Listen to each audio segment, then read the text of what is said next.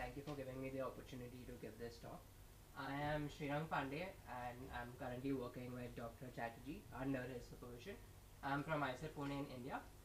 Today I'll be talking about how we can modify athermal polymers, topologically modify them to tune entropic interactions, and we'll see how these are relevant in chromosome organization. But why do we care about chromosome organization?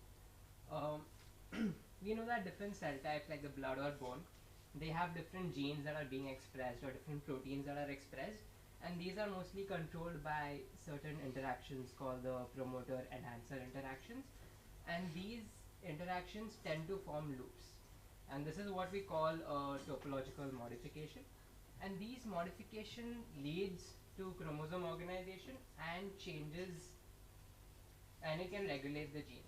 So we have topological modification that can tune entropic interactions, which enhance changes chromosome organization. But at what length scale am I talking about?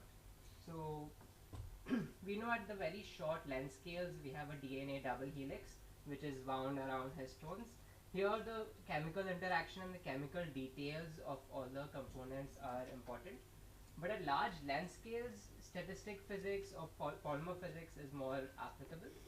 And we people have shown that using entropy is important in chromosome organization.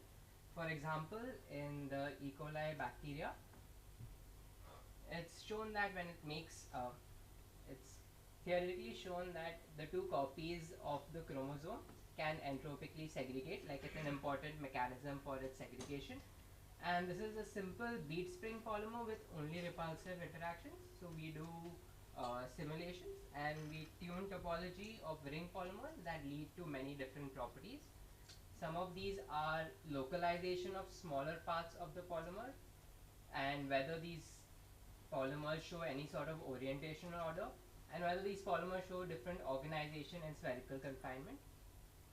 And we've done more. For details, please visit my poster. Thank you.